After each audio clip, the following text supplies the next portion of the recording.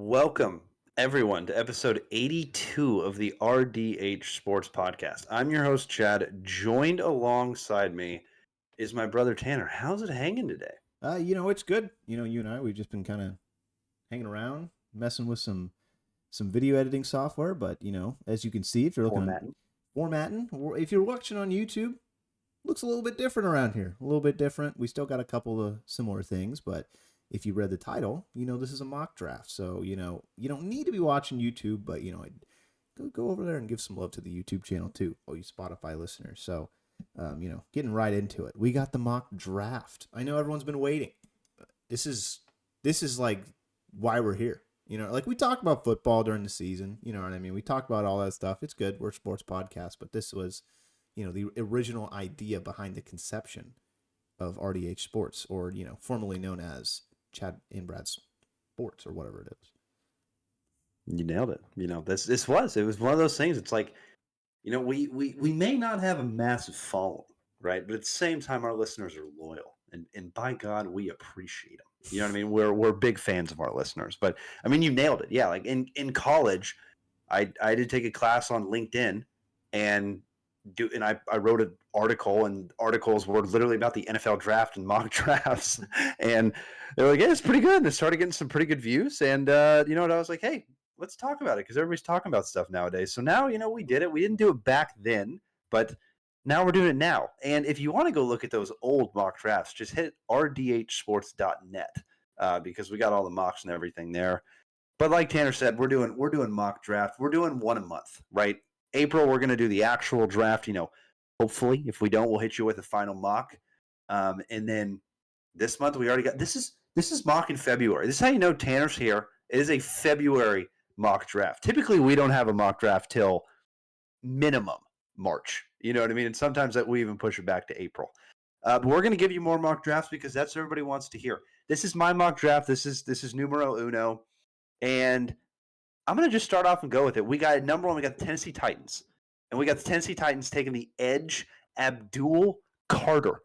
That's right, not a quarterback at number one. They have Abdul Carter. And I know some of you are thinking, well, he's got a stress fracture in his foot. Well, I've read reports that he's opted not to take surgery. We'll see how that plays out. You know what I mean? As someone that played sports and opted to, kind of come back early a lot, it doesn't feel well now that I'm in my 30s. I will say that. But here's the thing. Abdul Carter is a guy, to me, stress fracture is 8 weeks max. 8 weeks max. And so regardless of if he has a surgery or not, regardless of if he participates in the NFL Combine or not, if he doesn't, that's going to be a big one. But this guy is a pass rusher that's very, very good. And to me, is a guy you can't pass up at number one. And I understand that Tennessee is in need of a quarterback. But if I'm Tennessee, I know it's crazy. You got the number one overall pick. I think next year the quarterback class is way better. So that's just my opinion right now, and depending upon who declares. But Abdul Carter there at number one for Tennessee, is that what are you thinking on the number one pick, Tanner? Are you just kind of like, what are you doing? Or are you kind of giving me the head nod on that one? I'm giving you the head nod. That's where I'd go if I was Tennessee. You have Will Levis, yes, like that's kind of your guy with Mason Rudolph. Quarterback room's not very good, and that's the question. It's like, okay, should you go quarterback here? I think that's kind of like the big question. It's like, should we go quarterback or a different position, right? Travis Hunter, Abdul Carter, the obvious ones that pop out right at you.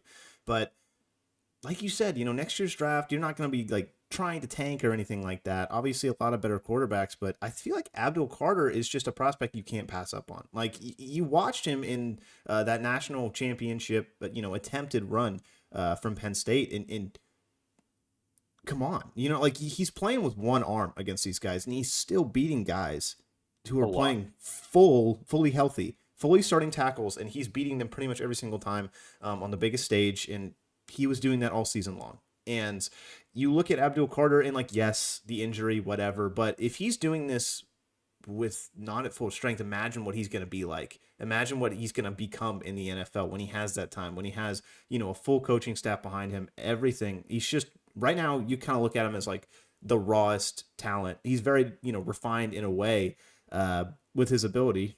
That's why he's the number one overall pick. But I mean, there's just so much there. There's so much to uncover. And I think you look at guys, obviously, like Micah Parsons, very, very similar, same number, very, very similar looking just in general. and it kind of gives you that kind of Micah Parsons feeling. So maybe scouts, maybe guys are chasing guys, like trying to be like Micah. But I mean, you watch the tape, this guy is just he's the best player in college football in my opinion, and I think he deserves to go number one overall. It's a premier position, pass rusher, and it's going to immediately make your franchise better. I mean, like Myles Garrett, number one overall pick, pass rusher from Texas A&M, former defensive player of the year. Like he single-handedly takes over games on defense, and I think that's what Abdul Carter could be. So, if you kind of look down in the future and kind of look back, you're like, yeah, I would take this. I think 10 times out of 10 if you're the Tennessee Titans at number one, unless you get a massive package from someone, in terms of like trade deals and stuff like that. And they are opening to listening for that for a trade for the first overall pick. But I'd go Abdul Carter here. I think it makes too much sense. It would be hard to pass up a guy like that. You nailed it. And a cornerstone it's a cornerstone piece. And I understand the quarterbacks, but again, I think this is a weak quarterback class in my opinion compared to the ones that we've had even previously. But at number 2, we got Cleveland Browns here. This one, Tanner, we're going to see. He's our Browns guy. Boots on the ground, Browns guy. That's him. Wish I was boots on the ground. That'd be kind of hype. Cam Ward, the quarterback out of Miami. What do you think about Cam Ward going to your Cleveland Browns? You look at mock drafts. I've looked at a couple of them, multiple so far, and this is the guy that just keeps getting mocked to Cleveland. And it's like, yes, I get it. They've kind of come out and said that they're, it was one of the reporters was saying that Cleveland will be taking a quarterback in the first round in this year's draft, and that if it's not Cam Ward at the first pick, it's going to be Cam Ward at the second pick. I think we've talked about it at length. We've had his prospect profile. Take a look back at that if you want to learn more. But I think he's the best quarterback in this draft. And while I don't think, this draft is super quarterback friendly, we'll put it like that. He is a leader, in that sense of the word, and I think Cleveland could use a big locker room change and just a somewhat guy to lead these guys, because they're, with the Deshaun Watson situation, you don't really have a quarterback leading your team, and when you got Jameis, he's kind of being the guy on the bench, for the first part of that season. It's like, okay, yeah, he's going to be our leader. Like, where's Deshaun? That's just it's a weird atmosphere. So I think in terms of that, it would be very beneficial, for the organization to get some solidarity in a quarterback that can lead a group of men. Get that locker room change. On the other side of things, the talent, the raw talent, how's he going to perform? That's kind of up in question. You know what I mean? That's where it's like, okay, you're kind of projecting a little here with that pick. If it were me, and Abdul Carter is still there, I would pick Abdul Carter. I think that would be kind of my pick. And then that's kind of it. It beckons the other question, like, okay, if not Cam Ward, then Shador? No, I don't think you go quarterback if it's not Cam, right?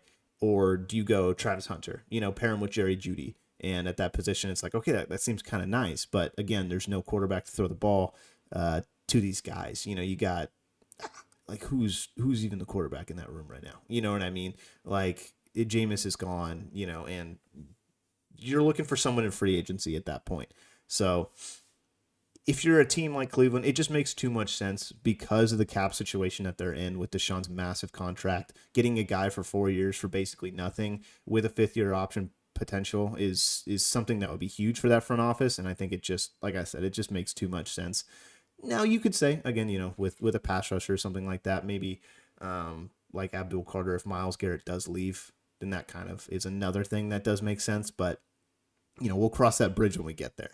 We're kind of assuming that Myles is still on the roster, as Andrew Berry, the GM, has said he's going to stay in Cleveland, right? So we'll see. But I don't love the pick, I'll be honest, because obviously Cleveland is just not very good at drafting quarterbacks. But hey, the number 2 overall pick has been pretty good to a couple teams in recent memory. So you never know. I like the kid. I think he has balls of steel.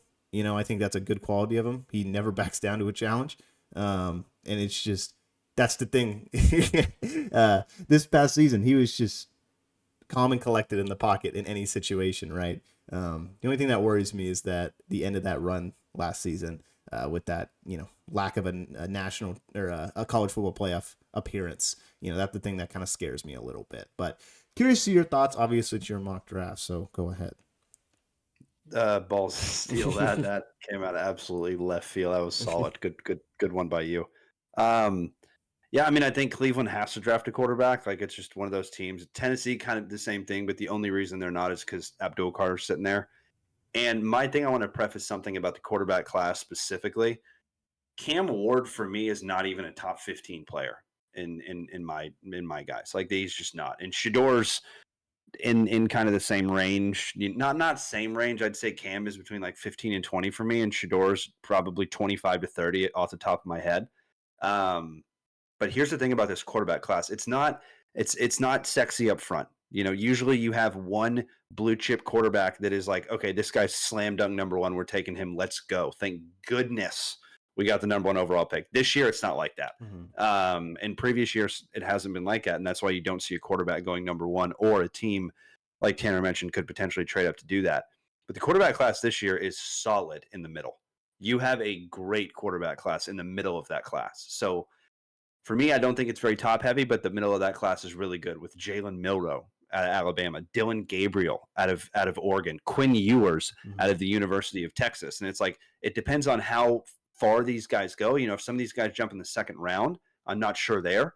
But if a quarterback there sneaks into the third, it's like, okay. But it's, again, what happens with the quarterbacks and who's the first team to make a run. Because if you think Quinn Ewers is going to be your guy, or Jalen Milroe or Dylan Gabriel in 2 years, 1 year, why would you not take him in the second round, right? Like, if a quarterback's going to be your guy, usually, I mean, people are taking him in the first, right? You're not going to see 5 quarterbacks drafted in the first round like you saw last year and in previous years. Number 3, the New York Giants, Travis Hunter. All 3 of these teams Had to be done. Their biggest need, in my opinion, is a quarterback. But And had to be done. that's I think it's going to be one guy from Colorado here. I'm going to tell you that right now. I think it's going to be somebody from Colorado. It's going to be Travis Hunter, or it could be Shedeur Sanders. But my reasoning here with Travis Hunter is, it's a guy you haven't seen. It's a guy you've never seen. You've never seen a player that's this good on both sides of the ball and has special teams ability. Now, is he the best cornerback in this class? No, not in my opinion. Is he the best wide receiver in this class? No, not in my opinion. Is he the most athletic player in this class and potentially the biggest big playmaker? You know what I mean? Like, the guy, you never know really exactly what the trait is. You just look at him and you go, that guy has it. He has that, right? So it's like, how much do you value that trait? Me, I value that trait extremely high, and that's why in this one for New York, I have them taking Travis Hunter over Shedeur Sanders. But get ready for mock draft 2.0, because I already know who's going there. Travis Hunter, New York. You got any gripes about that one? Like I said, when you announced it had to be done. There's a couple picks, and I think same with Abdul Carter at number 1. They're just so talented. They're just it's such a good prospect that you can't just sit there and be like, we're gonna pass on him. It's like, no, you got to draft him. It doesn't matter what situation you're in. He's going to improve your franchise in so many ways, Travis Hunter, because he, obviously 2 sides of the ball he can play on. He has so much versatility. And I just think he has the ability to go in there and just change it from day one. I mean, Travis Hunter, Malik Neighbors, like, it's going to be pretty fun, over there. Regardless of where you want to play him on offense or defense, so he's going to be fine. And New York, even if they draft Shedeur in this situation, depending on your opinion of Shedeur, I don't think he's going to go and win the NFC East, in his first season. Now, we've seen people get close, like Jaden. It's possible. Recent memory is not our friend, Not Jaden. But like, he's not Jaden. I don't think he is. I don't think a whole lot of NFL GMs and scouts think he is. So, and if we're proved wrong, Travis. If we're proved wrong, awesome. You know what I mean? We want to be proved wrong on this thing, but it's just like, to me, it wasn't there. It's not the same level. It's a different level to me. But keep going. You're trying to kind of get the most value out of your pick, right? And I think Travis Hunter is a lot more valuable of a prospect at number 3 than Shedeur is at number 3. I think that's just the best bang for your buck, right? You're trying to get the best players given where you are positioned in the draft. That's the whole role of a GM in a draft. That's where you have the risers, the fallers, the steals of the draft, guys who fall to where they're quote unquote not supposed to be taken. So you have guys like that every year, and you don't want to put yourself in a position where you're like, oh man, we could have had Travis Hunter, but we picked a quarterback instead. So I think you just do your due diligence, get the best player on the board, and that's Travis Hunter. And number 4, we got the New England Patriots, or the Pats. They're taking the tackle out of LSU, Will Campbell. For me, we talk about best player on the board. Will Campbell and Travis Hunter for me are right there, like really right there, and that's going to be, to me, that's a new testament to kind of what's going on in New England now. You know what I mean? They got a new head coach. They got a guy that used to play there. They got a guy that really values defensively. I can tell you right now that if Abdul Carter somehow falls right there, he will be taken by the New England Patriots with Vrabel. It's not he will be taken, but I think that this is a team that needs a lot of offensive help, and the best way to help your offense is get a franchise tackle. And this guy's a franchise tackle and the best tackle in the class, in my opinion. And then moving on to number 5, Tanner, we have the Jags, or the Jacksonville Jaguars. Tell me just how much of a pick this would be. Mason Graham, the defensive tackle out of Michigan. Yes. Isn't that just like a Jaguars pick? You know what I mean? Like, they've got all these prospects and they go Trayvon Walker. You're like, what the fuck? Where did that come from? You know what I mean? It's like, what? But look who's there. But they are under a new GM now, so that could potentially switch some things up. He's like 30-something years old. Like, he's not even 34. He's not even that much older than you, which is kind of crazy to think about. He's got 3 years on me. That's nuts. I got 3 years to get there. Yeah, to be an NFL GM. Maybe I should put my glasses back on. You know what I mean? No, Mason Graham, it's really hard because these guys from Michigan, specifically on the defensive line, coming in, they haven't really gotten it in the NFL. They haven't really done the best in terms of track record in the NFL.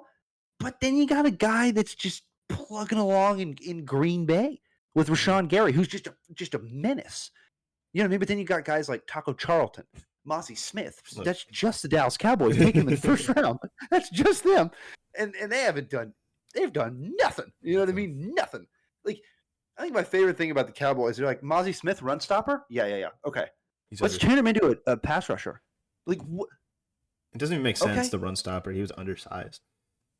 It made no sense. Go everything about him made no sense. Go listen to the live reaction on that one. That was fun. You know what I mean? That one was like, what are we doing? I couldn't even. That was bad. Okay. But for me, yes, it's a Jaguars pick, but at the same time, a good defensive line is a great thing to have, right? And the Jaguars do have a new GM, so it could be definitely a different pick. But no, I think they need some defensive tackle help, in my opinion, big time. I like it. And this is a guy that's like best on my board here.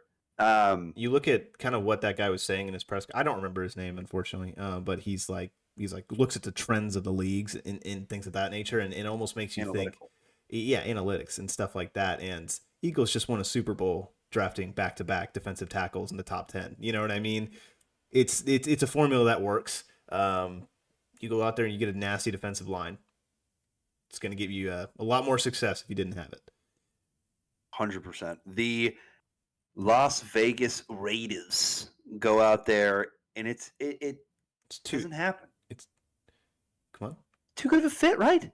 Match made in heaven, just like a glove. Just like I handed the. I was going to say something, but that would have been a bit off. You know what I mean? That wasn't a great fit. Don't want to compare him to that glove in that case. If you know I see. I see. But Shedeur Sanders, former NFL player, to the Las Vegas Raiders. And here's the thing: there's a lot of reports going on right now that Matthew Stafford, the fact that wasn't tampering, like, it's crazy. Got invited over to Tom's house. It's like NFL's like, it's Tom Brady, fucking good. You know what I mean? Like, it's Tom Brady's good. Like, that was hilarious. First of all the other NFL GMs like, what the hell? Like, what are we doing? So much for less. But anyway, if the Raiders don't go out and get a quarterback, I think that it's like you said, it's a match. It is a perfect match. Shedeur in New York or Las Vegas, to me, is the best match, not the Jets.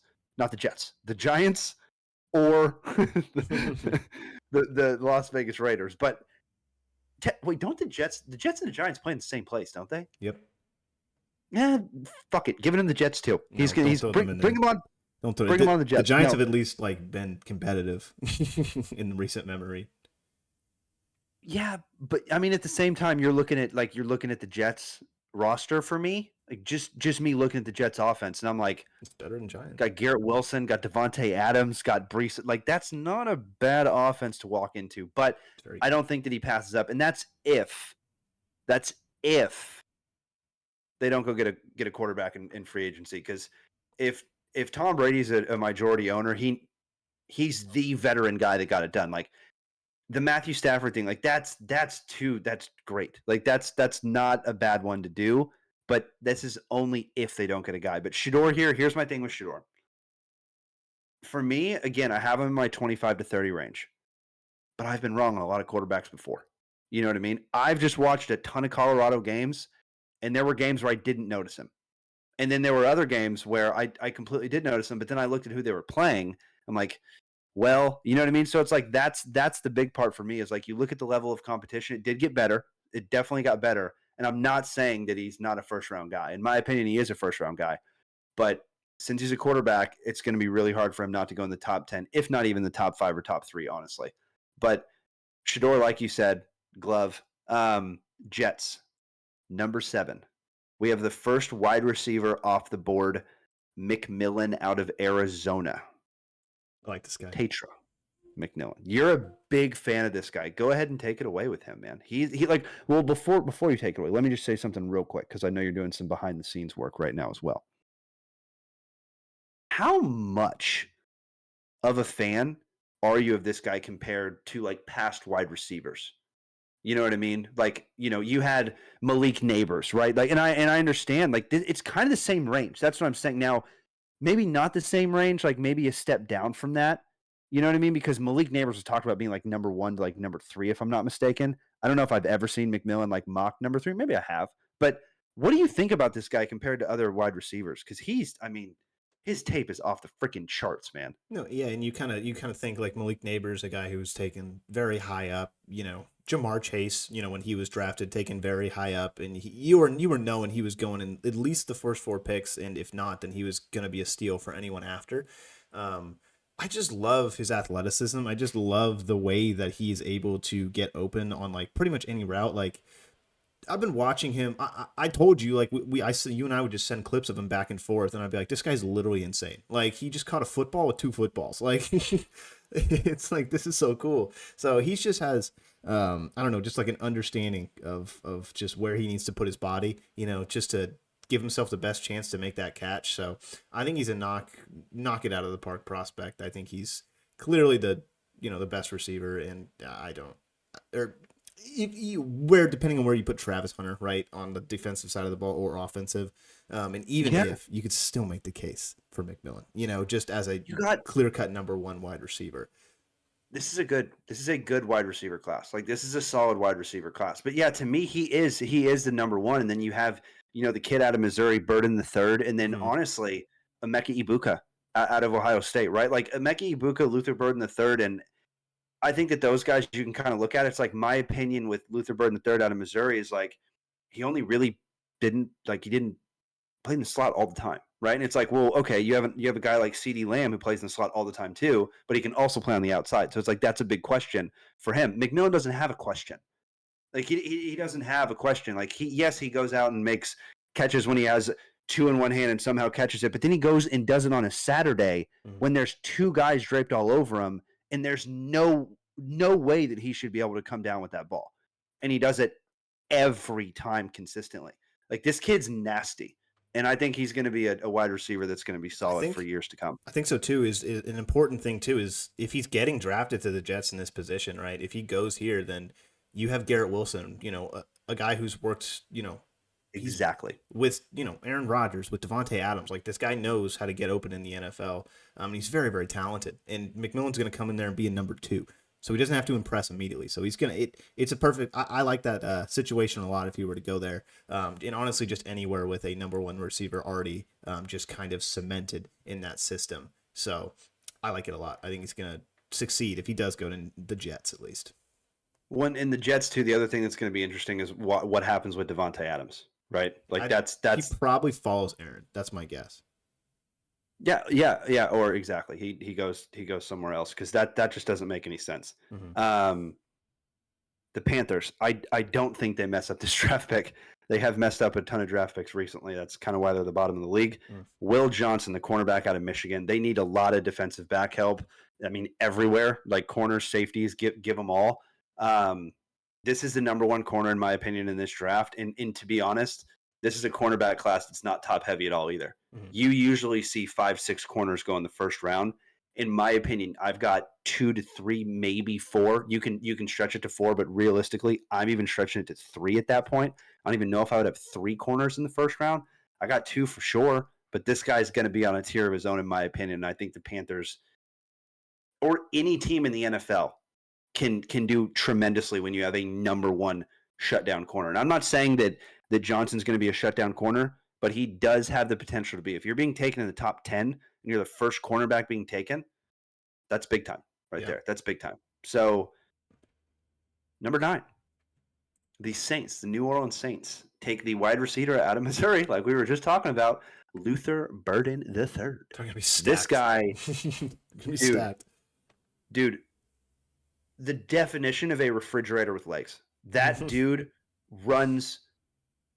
He looks small, like on tape he looks small, but then you watch him like go up against press man, and you're like, oh, it's not a problem.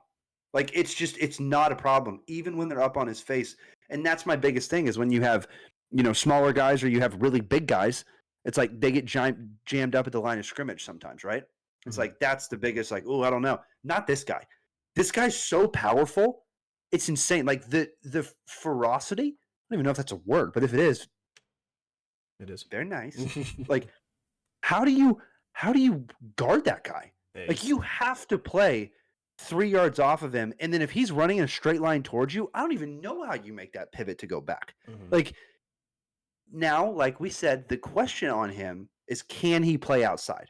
Right? Like, you're not drafting a slot wide receiver at number 9, but you got a guy with Chris Olave that's pretty solid there. New Orleans needs a lot of help. If Alvin Kamara didn't have, like, just is not fallen off at all, I would say that there's a potential for Jonty to go there, but can't do it this time. Luther Burden III. Would you be, if you were a Saints fan, would you be happy or sad with that Luther Burden III pick there? I'd be happy. You get to pair him with Chris Olave. That's what you're kind of wanting. You have like Rashid Shaheed, who kind of came on as that number 2 receiver later in the year, but I don't think you're really putting a whole lot of stock in him to continue to do that. I think he's going to be a good depth guy, like probably a number 3, that you can kind of move around in a lot of different places. But if you draft Luther Burden, I mean, you have a double-headed, horse, beast at your kind of disposal with Chris Olave, a pure a pure cut number 1 wide receiver. And again, like you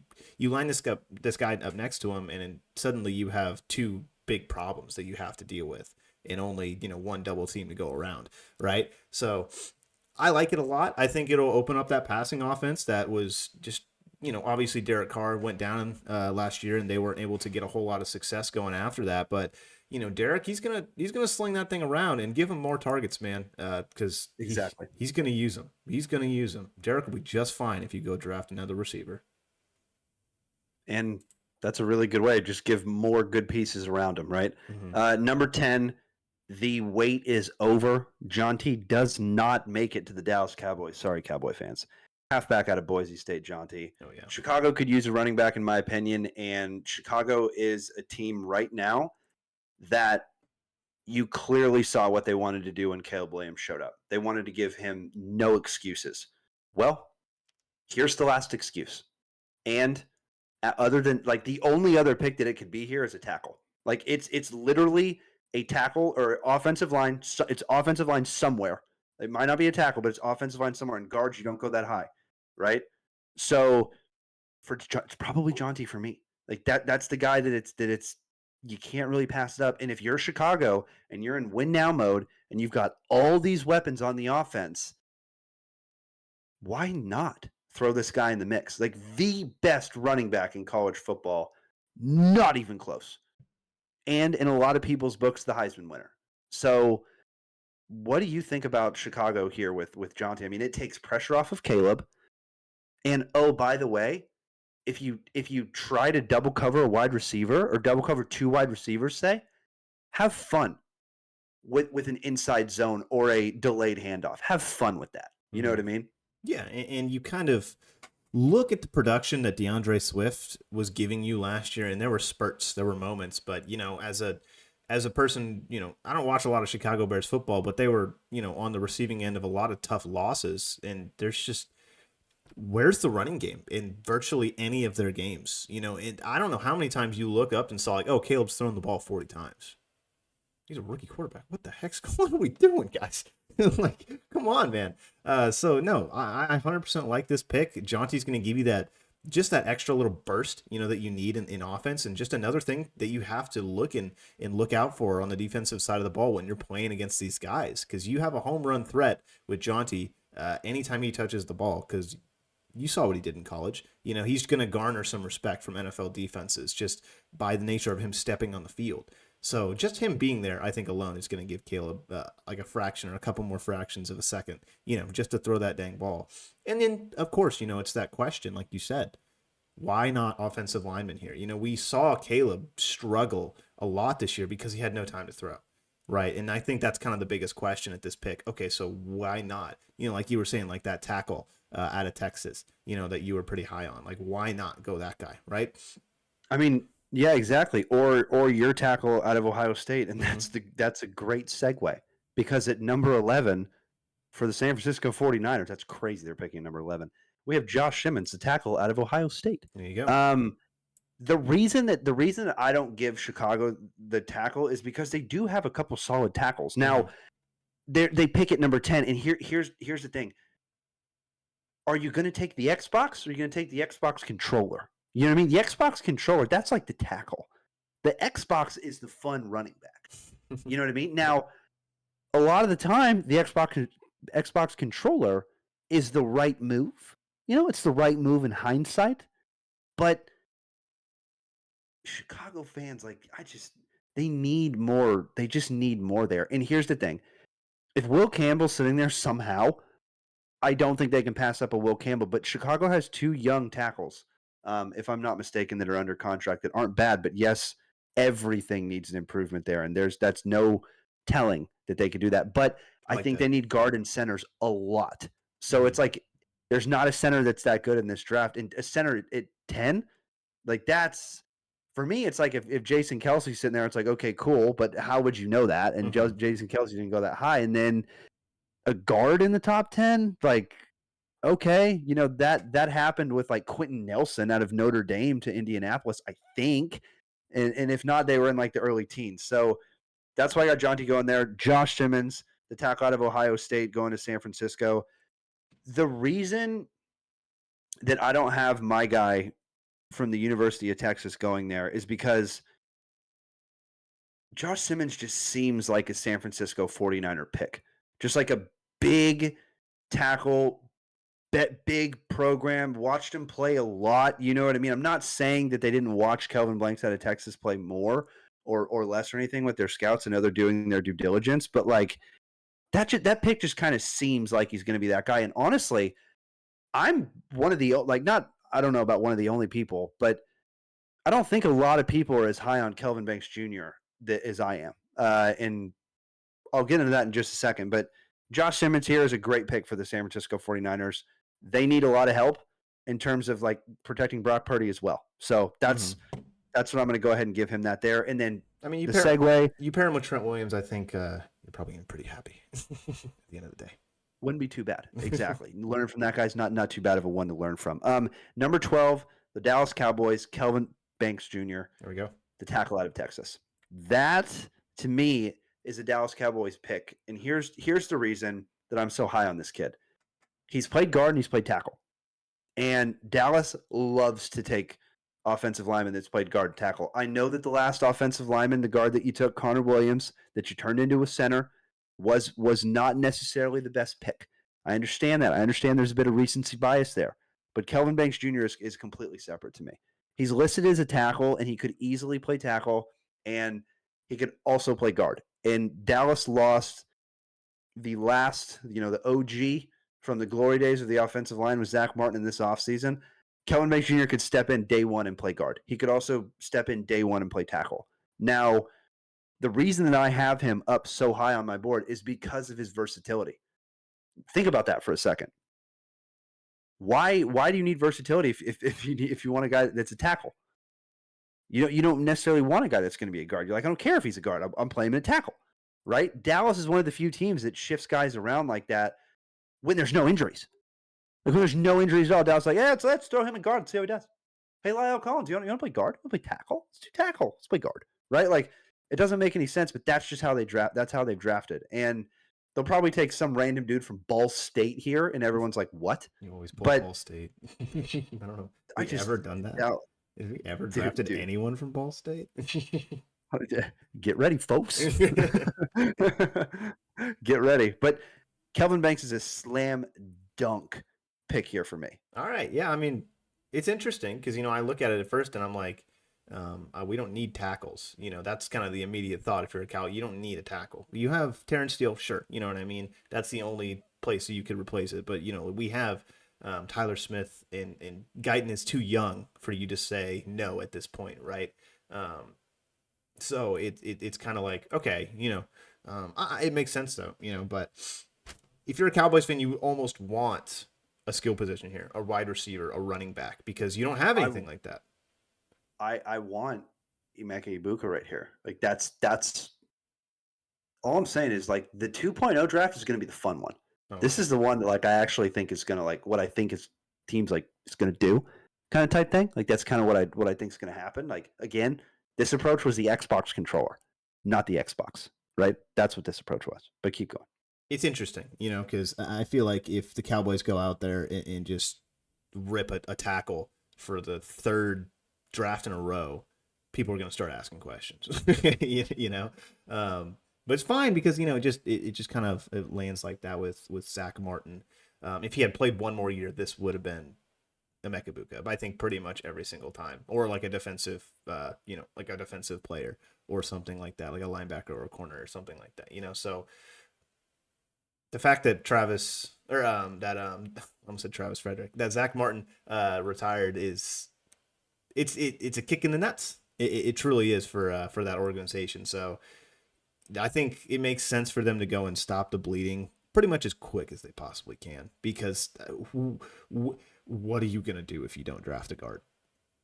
They will draft a guard. I promise you in the later rounds, in the third, probably the fourth round, maybe the second, if they don't go offensive lineman in the first, but it's going to be a priority. I think you're going to see it in either the first or the second round, at the absolute minimum third.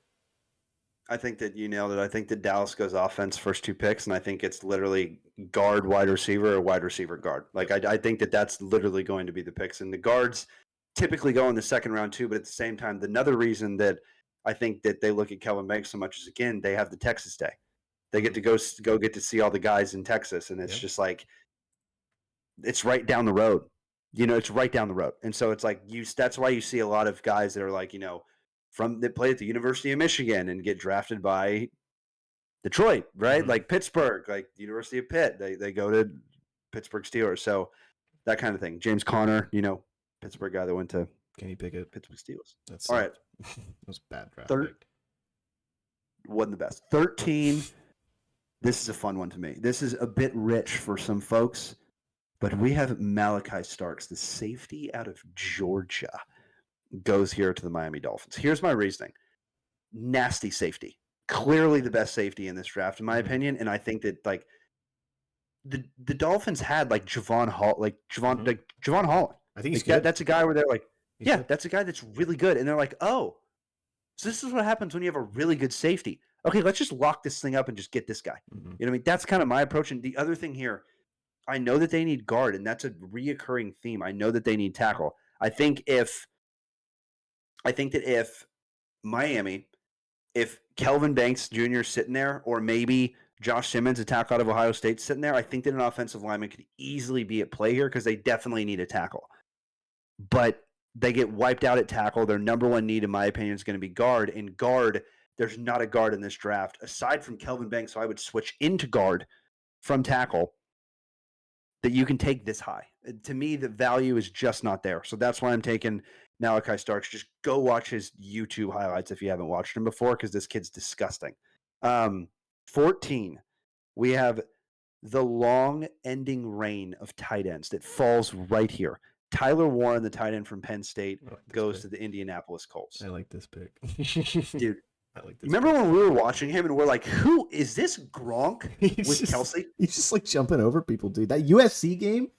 It was absurd. Absurd. It was absurd. This guy is a literal mix between Gronk and Kelsey. And I understand falling to 14 is a bit absurd if you have that kind of stuff.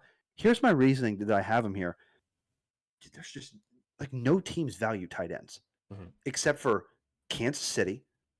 Baltimore, you can say they did with Mark Andrews, but they only threw him touchdowns this year. That's it. The They Raiders. didn't throw him any other receptions. It was just touchdown. Fantasy was okay. Raiders like right? But like, yeah, there's George Kittle, right? George Kittle. They value tight ends, but at the same time, like you didn't think that George Kittle was going to be that good, right? The tight end in the first round is steep, especially with the tight ends recently that have been getting drafted in the first round that haven't necessarily hit. Now there has been one that's hit in Detroit.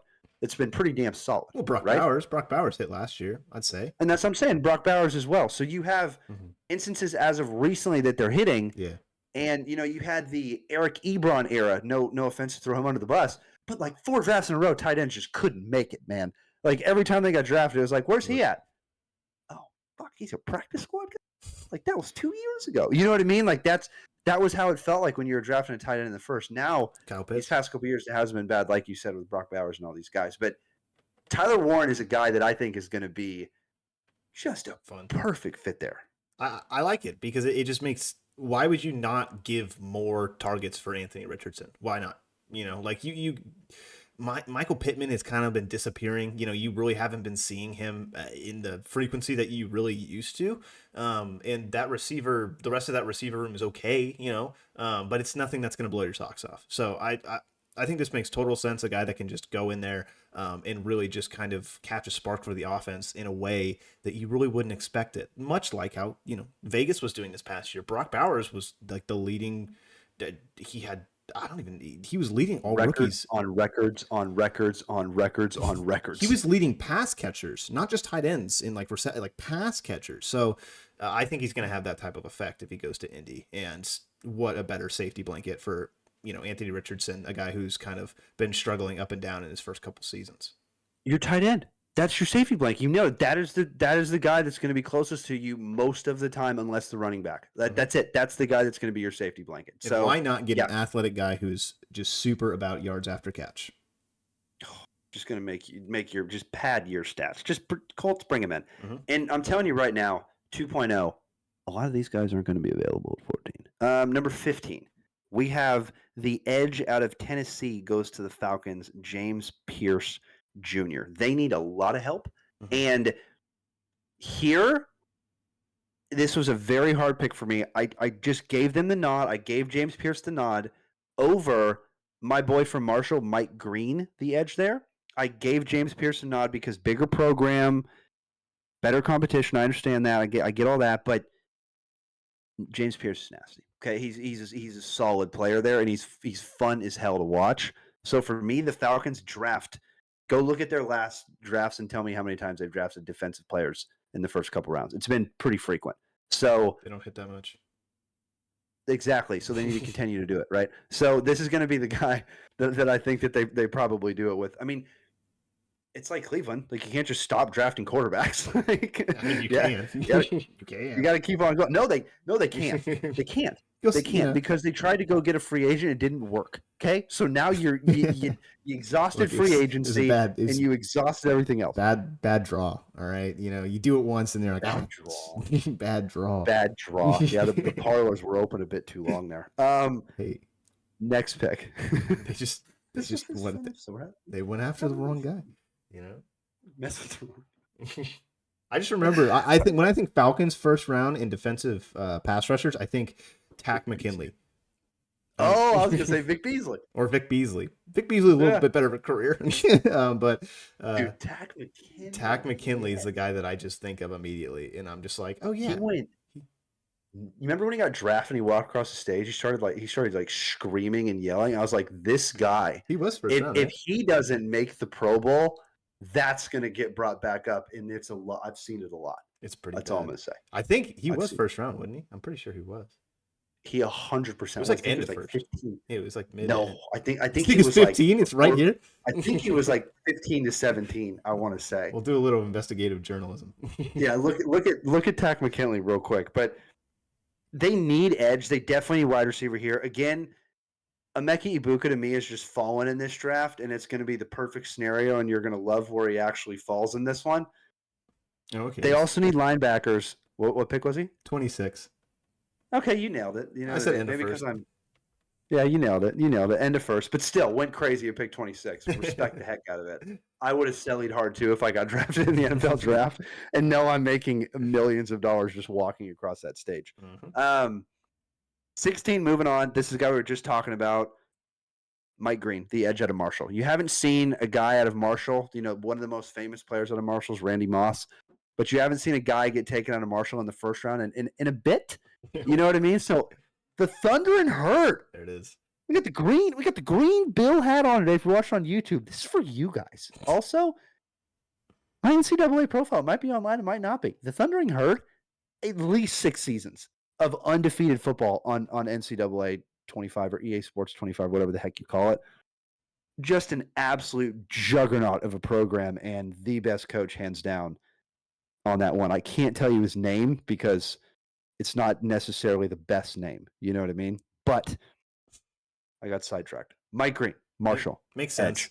Getting just defensive line makes sense. You build up your offensive line. The next step is the defensive line. Just makes sense.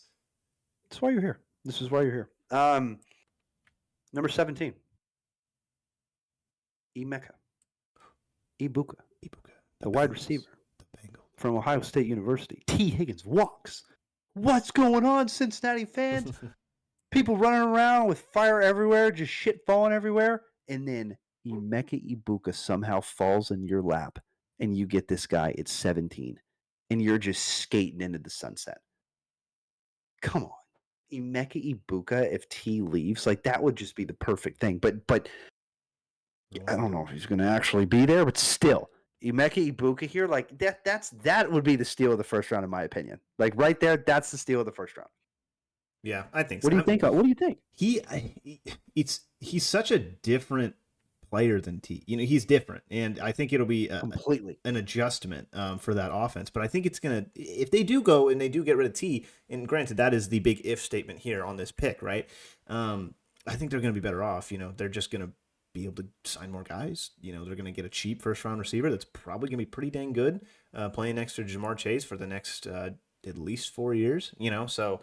I like this pick a lot. I just like Ibuka a lot. I think he's just a fantastic guy that really goes like undercover on a lot of teams' radars, at least in those playoffs in this past season and the year before when he was here as well. Like he's just kind of been that number 2 guy. You know, that's kind of where he sat in Ohio State. But whenever he needs to make a play, he does. You know, and it always seems like, oh my God, why was Ibuka like so open on that route? It's because he's a really good route runner.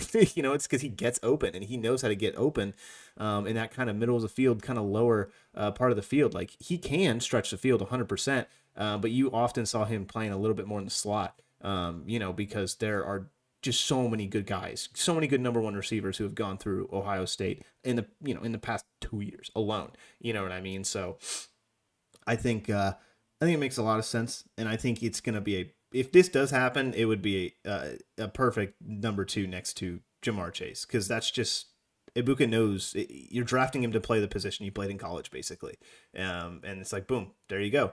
You're gonna do pretty much the exact same thing you're doing here, and you're gonna be doing it in the same state. So you're probably gonna get a couple new Bengals fans on that day if that happens. With a quarterback that technically Joe Burrow started at Ohio State. Ohio State, technically, yes, technically he did. Technically did. I wonder if they ever pick saw each 18. other. I don't. I think it'd be like Joe. No, but Joe Burrow's there for like a year. So he was there. He I think he Ibuko got came out in a of there little and bit then after. then decided to go win himself a national championship and go undefeated and have like one of the best college seasons of all time. Pick 18, Mikael Williams, the defensive end out of Georgia. Seattle needs edge help. For me, it's like their second position of need. They also need, a lot of teams need guard and center. That's pretty interesting because this is a very weak guard and center class. You could start to see the guards go here, though. You could see the first guard go, but again, for me, my first guard isn't even in the top 30 players. He's in the second round. So pick 18. That's a bit rich for me to go guard here. Center, you're going to have to move somebody over to play center if you want to get somebody in the first round. That would be insane. Mikael Williams at Georgia here. It's a guy that you just look at him and on tape, you're like, how is that guy another Georgia Bulldog that's just really good on the defensive line? That's just bring him in. Yeah. You know what I mean? It's easy. It's like it's one of those easy picks. And like, I don't think he makes it into the 20s. So he goes at 19. It's like Bama guys like 5-10 years ago. You just draft him like, all right, I feel pretty good about this. It's gonna be pretty good. This guy's gonna be pretty good. So he goes to 18 to the Seahawks. Now 19. This was the one that took me the longest, believe it or not. This in Miami took me the longest. The cornerback out of Texas, Jadahi Barron. Now, it might be a bit of a surprise because cornerbacks, some Tampa Bay folks don't even really think Tampa needs a ton of cornerbacks, but we've only had one cornerback being taken in the top 19 picks, right? And so for me, you're getting the number 2 cornerback here, and it's a value pick that you just can't pass up. If Barron is the number 1 cornerback in this class over the kid out of Michigan, Johnson, it's like you can't not do it. So for me, that's kind of the way that I'm looking at it. And when you're Tampa, when you think about Tampa, they did win a Super Bowl. I understand that's probably what you think about them now. But like, they used to have really good cornerbacks back in the day, and they used to have a really good defense back in the day. And it's like I want Tampa to get back to that. And I'm not saying that they haven't had a good defense recently. They've had a pretty solid defense, actually. But, now their linebackers are getting a bit older. So for me, just continue to improve that defense because the offense, even though it's a bit of some veterans there and you don't really know what's going to happen with Chris Godwin at this point,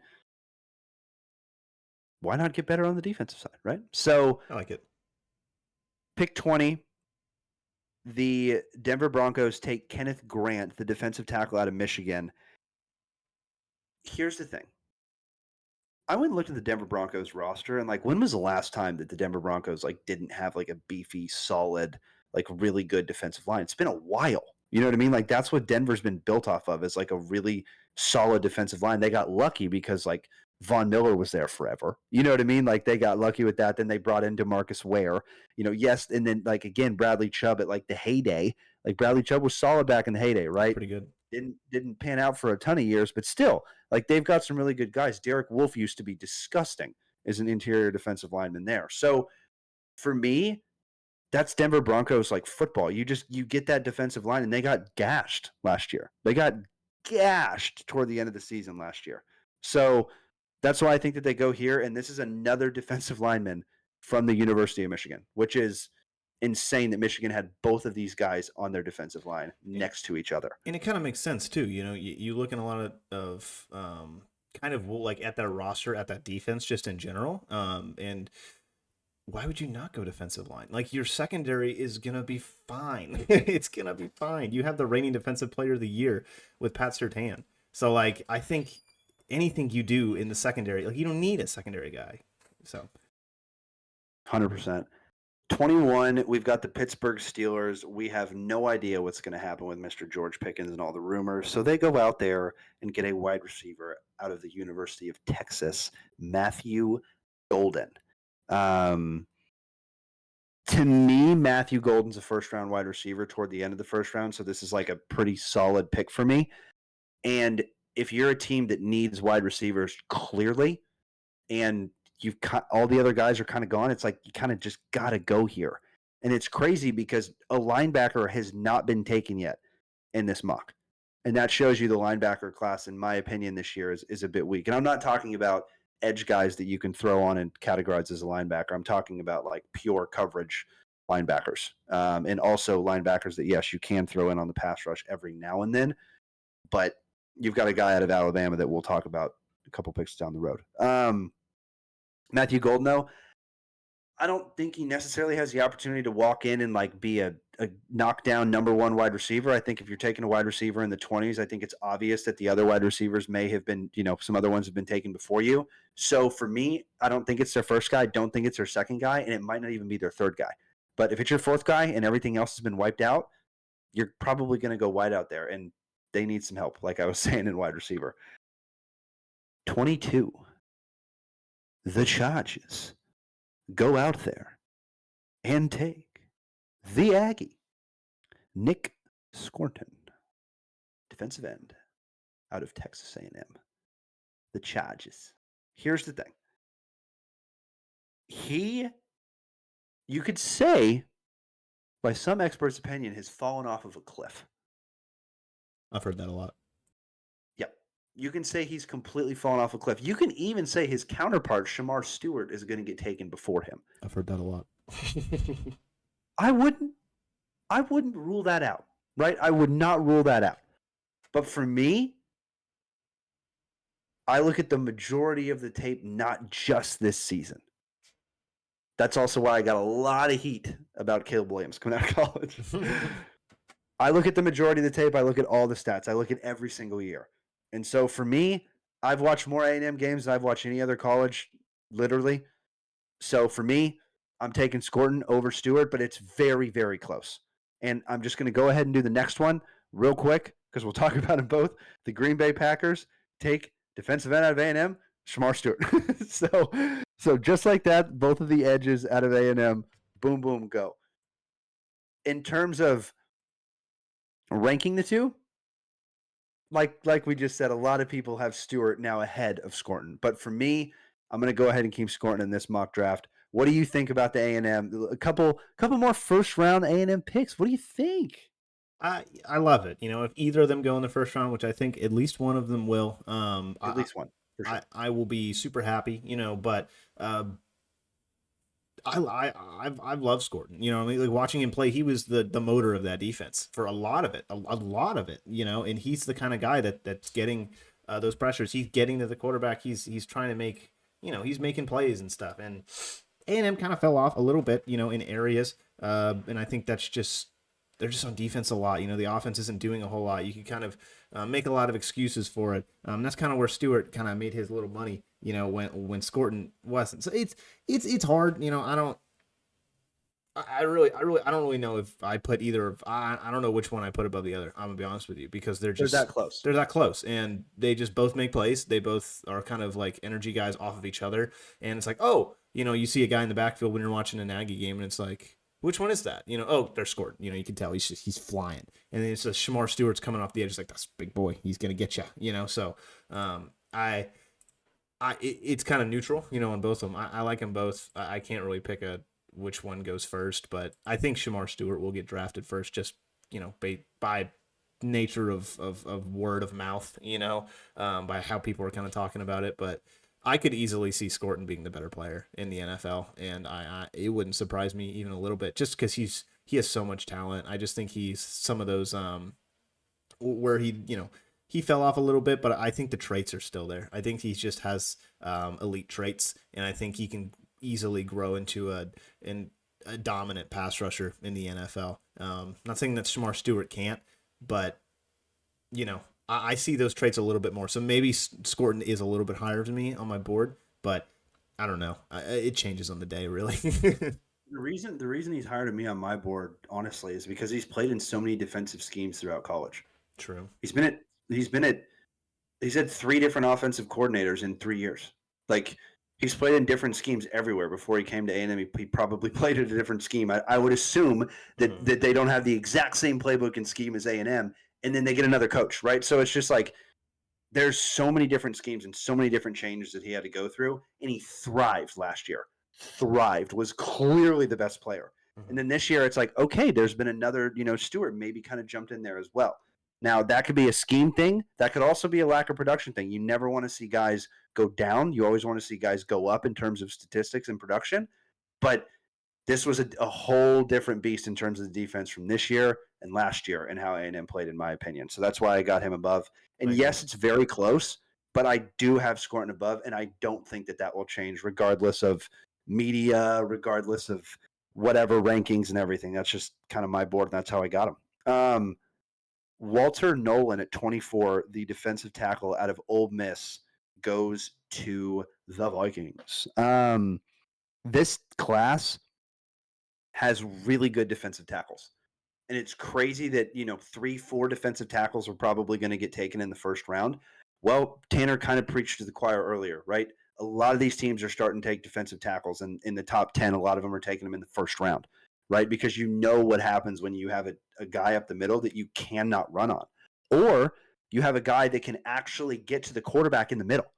And it's like, that's a whole nother beast, right? That's a completely different beast. So these guys, the defensive tackles specifically in this draft class, are probably the deepest position, in my opinion, definitely in the first round. So this is a year that if you need a defensive tackle, go ahead and get you some. And that leads into a perfect segue. At 25, we have the Houston Texans taking another defensive tackle, Derek Harmon out of Oregon. Houston is a team that only drafts like good players, it seems like, recently. And this guy's a pretty solid player. Yep. And also, why would you not continue to beef up that defensive line when you already you're not getting another edge, because your edge rushers are nasty with Will Anderson Jr. and Danielle Hunter. Why not beef up the middle? Yes, you could always go here and go tackle here. That was a close one. Or maybe you go in there and throw the guard in the second round. You could definitely do it. But I like it. I got 2 defensive tackles going there. What do you think about Houston and the Vikings pick there? Both position in need, in my opinion, too. Starting in the Vikings, I mean, you're playing in a division that is run heavy. That is just clear. You need a defensive line that is going to give stops, because you look at the Lions, you look at the Packers. Sorry, Bears. But if they do draft Jonty, then boom, bada bing, they're right in that category too. You need that guy. You need that guy to be there, and he's going to probably win you a couple games if he's as advertised, right? So, it makes too much sense if you're in the NFC North. Now, with the Texans, I think it makes a whole ton of sense if that's kind of the way you want to build your program, like through your defense, right? Which is kind of the way I like to build obviously I'm not NFL GM, but I think I've seen it kind of work more times than not when you kind of try and build up that defensive line. Like Derek Stingley, they got the guys in the secondary. I think they got a couple secondary guys that are very, very good. They could use like a coverage linebacker, kind of like we were talking about earlier, or, a big meaty defensive tackle, to kind of pair exactly like what you were saying. So again, like I think it's a need, because you saw Houston towards the end of the last year. They just couldn't, their defense was good, but it was always like,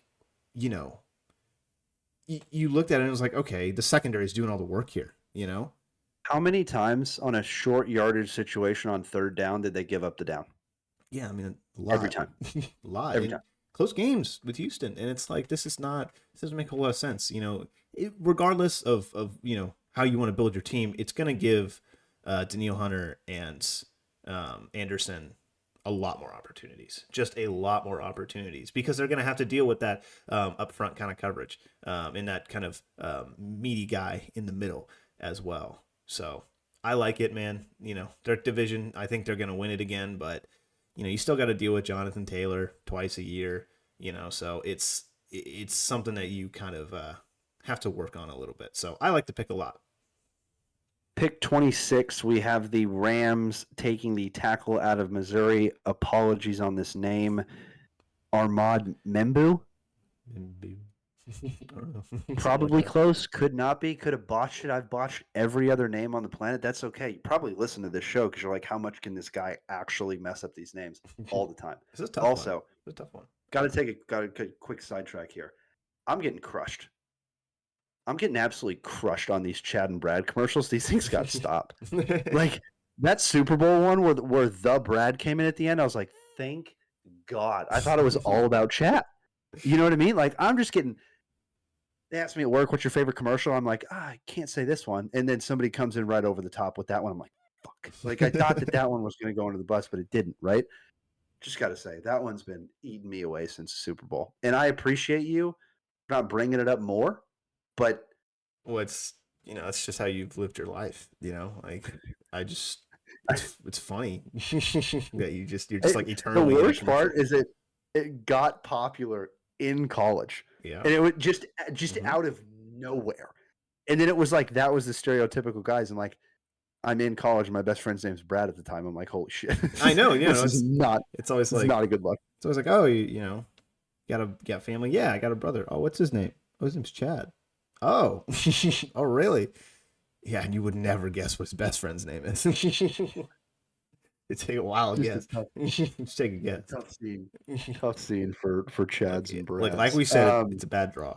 It's a bad draw. Bad draw, tough draw. But it's okay because we keep fighting on, just like I did trying to pronounce that name. Solid tackle out of Missouri, in my opinion. Definitely falls outside of the top three, but is in contention for that 4, 5, maybe even 6 spot there for tackles. So not a bad pick there for the Rams. They're depending upon what happens with Patty Pafford, I think they may be beefing up the offensive line and really investing in the offensive line and in the defense and those key positions going forward. Because if you don't have Matthew Stafford on that team, that changes a lot. They're already getting rid of Cooper Kupp. They've already said in the offseason. So you now go to just Williams as a running back, and you have Puka Nacua, which is not a bad one to have, but that was when Matthew Stafford was throwing the ball. And let's be real, I think we had written off Stafford. I think a lot of people did going into the playoffs last year. I don't know why the hell you'd want to trade that guy after you saw that playoff performance last year. But hey, I get it. He already won you a Super Bowl. Nothing more he can do except win you another. But whatever, go ahead, do your thing. Pick 27. The Baltimore Ravens take a North Dakota State product, the tackle Gray Zabel. They've got some free agents coming up on the offensive line, specifically with Baltimore. So that's kind of why I slotted in a tackle here. And also, not to mention, everybody needs a tackle. And if you have a top 5 tackle sitting there at pick 27, is that not just another good Baltimore Ravens pick at the end of the first round? Like, that's just one that just falls right in your lap and you're like, nailed it. Yep. Pick 28. We're getting close to being done here. The Detroit Lions go in and say, I'm sorry. You said that your linebacker from Iowa last year, their last draft before that, he should be taken the second round. We don't care. Take him early. We're going to do the same thing here. Said linebacker from Alabama is not supposed to go in the first round. Doesn't matter. We're taking Jahad Campbell right now at pick 28. So Detroit takes the first linebacker at pick 28 in the first round. That's crazy that a linebacker waits all the way until there. Used to be a saying you can never have enough linebackers. That came from Bill Parcells of the Dallas Cowboys. Teams nowadays, they got enough linebackers, folks. They got enough linebackers. Washington, pick 29. Probably the most wide receiver needy team in the league at this point, pretty close to it, other than Scary Terry. But they don't do that because they've got unbelievable picks in there in their lap. They got Josh Connolly Jr., the tackle out of Oregon, another piece to make Jaden Daniels better.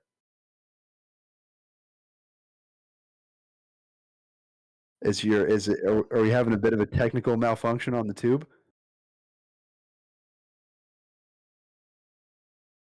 Well, we made it for a fun pod then. I'm just gonna keep on whizzing then because it sounds like I gotta hurry up through these last couple picks. There you go. There you go. All right, now we're back. We're back to square one. Number 29, like I said, because you might not have seen it because there was stuff flying around the screen. Josh Connolly Jr., the tackle out of Oregon. We good now? We're good. Good deal. We're moving.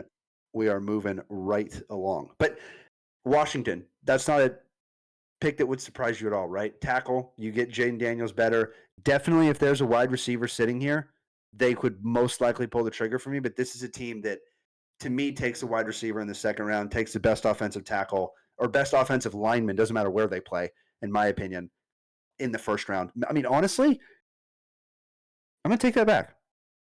I think that Washington's board is the best offensive player sitting here aside from quarterback. I think they would go any offensive position, aside from quarterback and not fullback, obviously. They would go any position here.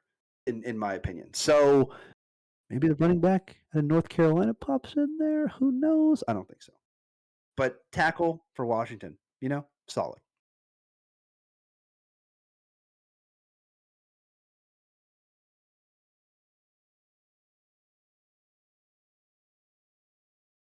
They figured it out. Maybe he would like that. The Buffalo Bills destroy the Philadelphia Eagles' hopes and take a linebacker out of Georgia. Philly was hoping they could take another Georgia Bulldog in the first round, but they couldn't.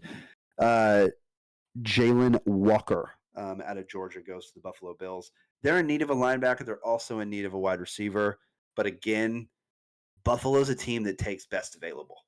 Unless it's like, well, actually, I'm not even going to take that back because when they took Dalton Kincaid, there was nobody even close that was as good as Dalton Kincaid was in terms of like rankings, right?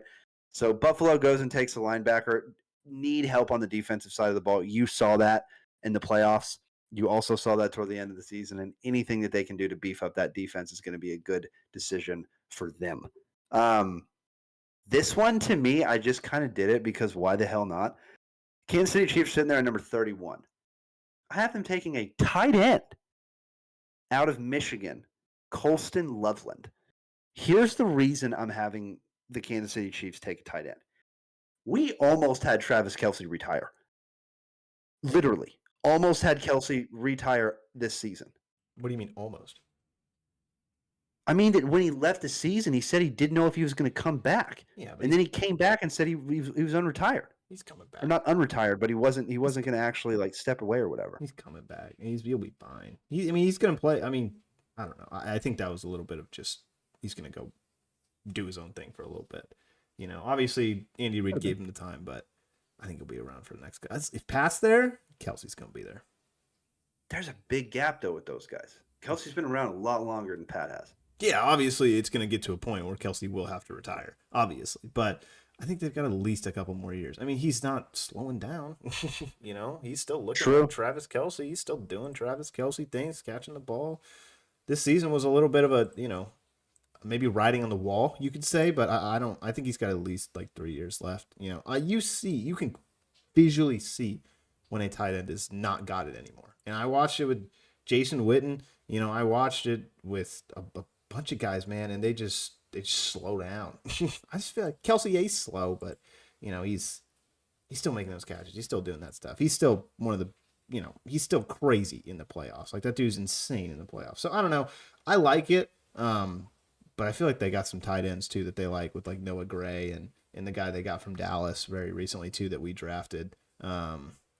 That they went and picked over us and they went and grabbed from us. So I don't know. I just maybe it's offensive line. I kind of feel offensive linemen here. Maybe they make a little bit of a splash, move up a little bit for maybe the Commanders guy out of Oregon, because we saw that they really struggled in that Super Bowl against Philly's defensive line. Not saying anybody else wouldn't, but the last time they lost a Super Bowl in that exact same way with Pat kind of running around for his life, they went and got like a lot of really good offensive linemen. So that's kind of where I would get.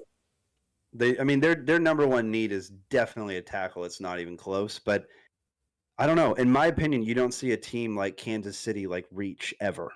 And in my opinion, a lot of positions on the offensive line would be a reach here, in my opinion. But you are right. This is saying that Travis Kelce is going to be here for years. I think that like maximum he's got like 2. I could be completely wrong. Maybe he has 4. I mean, I said 3. Right? Like I could be wrong. I said 3. But 3 years, 3 years you're saying is what he's got. So 2-3 years. Then yeah, then this pick is completely obsolete, but we will see what happens. And also the thing about Colston Loveland, he's a guy that could, I think, immediately jump to tight end number 2. Like that's you're drafting this guy, in my opinion, to be the guy. And if Travis Kelce is done in 3 years, perfect time for him to be the guy. And I agree. If you have the uncertainty, in my opinion, that's like up in the air, you cannot let a guy not learn an extra year under Kelce. Like you just have to bring in guys to learn. So in my opinion, that's kind of why I think he could go there. But tackle, for sure. It's a good pick. I think it's going to be offense. I'll tell you that. 100%.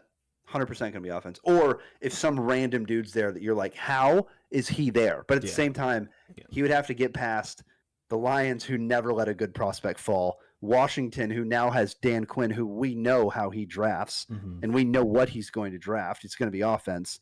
And you've got Buffalo, who probably will go defense unless there's a pretty solid wide out there, and then you got Kansas City there. Okay, I don't know with last Buffalo, but it's gonna be tough. They just draft weird. They just draft they weird. do. Recently, they've drafted. With last draft, they went out of nowhere. And they extended Um, what's his name? Was it Shakir? Was it Shakir? It was one of the receivers that they have. They extended him. So I don't Okay, remember. good for you. All right, good for you. You know.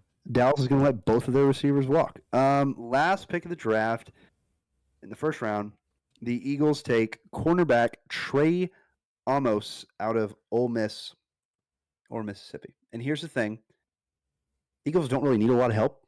Like, the Eagles are just so good everywhere. Why not throw in the third best corner in the draft at the end of the first round Yeah. when you've got big play Slay? That's a guy that is very good and has played very good, but at times you definitely have kind of put in some other people. And the Eagles, I know, have got really good young defensive backs, but think about the Eagles when, again, you nailed it earlier in the first part of this pod. They don't care if they double or triple down at a position if they're very good. Mhm. And I think that that's pretty much what they got going here. But Yeah, I agree. And you can always kind of, I'm not saying you can like switch them with safeties and stuff like that, but I think safety is also kind of a position, not of need, but I think that they would definitely kind of benefit from, a first round or second round safety. I think that would be a good pick if they kind of go defensive back just in general. maybe we'll see that in mock draft 2.0. All right, folks. That was a good little episode. That was the first mock draft of the season. Mock draft 1.0 out of the way. Mock draft 2.0 will come your way next month at some point. Catch us, next week or the following week. We're not sure. We got a lot of stuff going on, but regardless, we're going to be talking about free agents. We got some big NFL free agents. That's going to be the time. Got some other sports going on, and USA hockey. It was awesome. Hats off. It was awesome. Hats off to you. Genuinely. Four nations. It was awesome. I mean, you got guys. You got guys getting hurt in that tournament for like the remainder of the season, and like you hear nobody talking about it. I promise that happened in an All-Star game, like in the NBA, everyone would be up in arms about it in the All-Star game because, like, oh my god, like some guy got injured in a meaningless Saturday game. You know what I mean? Meanwhile, you got like guys putting their lives on the line for like their country. And it's like nobody cares because it was. I think it was. I don't know the numbers about that, but it was like one of the highest watched like NHL events in like recent memory. I think it was between 17 and like 19 million combined with the US and Canada. And like that's absurd. We haven't had international hockey, since 2014. They've just taken away best on best, but now they've brought it back, and they also made the announcement, Gary Bettman did, that the NHL is going to have the World Cup of hockey, and then they're going to have the Olympics best on best. So you're going to have revolving international hockey every other year, which is going to be awesome. Mm-hmm. And you saw what it means to put this, put that jersey on. And unfortunately right now, you kind of alluded to it, but like the NBA is just losing fans left and right after what happened at the All-Star game. And they are all coming over to the NHL because you watch 3 fights in the first 9 seconds for US and Canada. 2 of them are brothers. And then you go back 15, 20 years before that, and their freaking dad, Keith Tkachuk, dropped the gloves in the first 10 seconds in the World Cup of Hockey where the United States won in 1996. And so it's like just the silver lining between that and the connection there is awesome. And being not necessarily, I'm not an Olympian, I'm nowhere close, but that's my junior Olympic jersey behind me. So that's about as close as I'm going to get there. But how do you not love just watching guys absolutely lay it on the line? You had some unfortunate injuries big time. You have both the Tkachuk brothers for the United States out, and Matthew Tkachuk being out for potentially, the rest of the season. You had a guy from Vegas who I think it was Theodore who went into, I don't think it was Theodore. Regardless, it was an offenseman from Vegas. I can't remember his name off the top of my head. And second shift, he like broke his wrist. He's out for the season. You had Barkov that was going down the tunnel and everything for Finland. But international hockey is back, and I think that they're going to continue to add like more countries, which is going to be awesome. And so this is the yeah.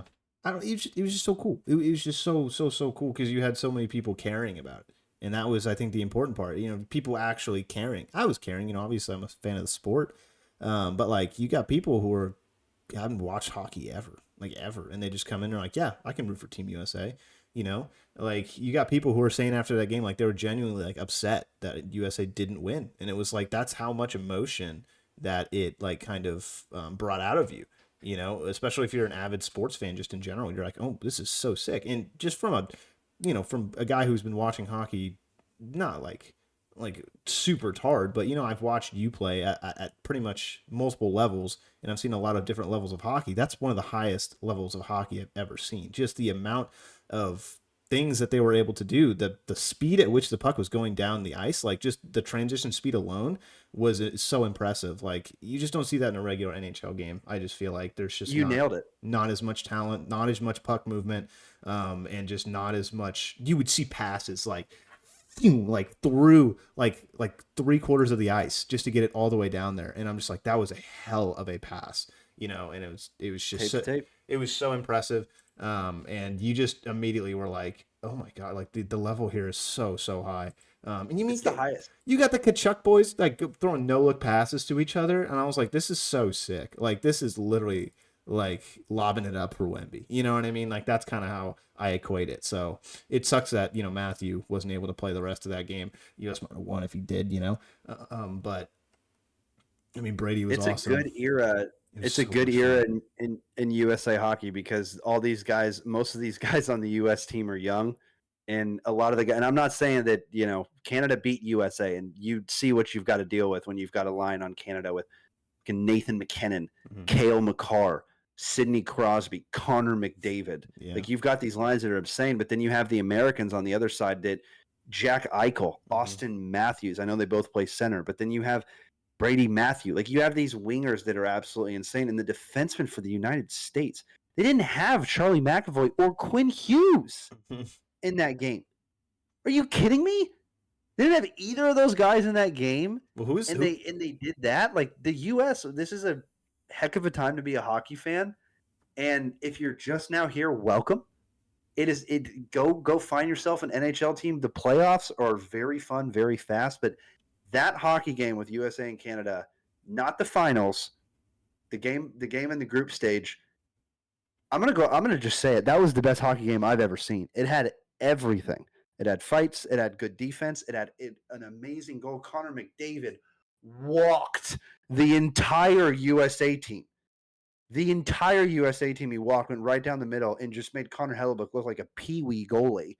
And then the US just comes back and wins the game, and that's the last one they get. So it's like just a heck of a game, heck of a time to be a fan of hockey. And yeah, in the finals, who was the guy that I don't remember his name, but I remember his stick like broke like midway through the play, and he blocked a puck with his skate. He was just sitting in the middle. He just blocked the puck with his skate. He was just like, yeah, get out of here. And it was like that was like a really important. He was like really important that he did that. It was like, dang, it was so cool. The thing too is you have to remember is these guys are taking a shot from the point, and it's like minimum 80 something miles an hour bare minimum if they're taking a slap shot, even if they're taking a quick snapshot. And here's the thing. I've worn a lot of ice hockey skates. I've worked at a hockey rink for 10 years. If you get a puck in the skate, it hurts like hell. But you can have these things where you have like skate guards on the outside. You think pros are going to be wearing skate guards on the outside of their stuff with like to protect their not a lot of pros do. And he was not wearing a guard right there, and he took that right off the foot. And nobody even talked about that. I guarantee you his foot was purple and huge because I've taken way too many hockey pucks off the feet because it's instinctive. You put your foot there, and the rule that is because if you pick up the stick when it's broken and try to use it, it's an automatic penalty. You can't pick up the stick once you break it. You have to drop it. You'll get a penalty. So that's why he went with his freaking feet. It was awesome. Just an unbelievable game. He was playing the defense. It was insane. Like US almost had it with Austin Matthews in overtime against Canada, but we've got the Olympics in a couple years, and RDH Sports, who knows? Maybe we'll even freaking be there. All right, guys. It's true. You know, Good episode. It's in the U.S., right? Yeah, the tickets are absurd, but good episode. This was enough True. sports talk for this time. I'll catch you guys. Catch you guys later. Later.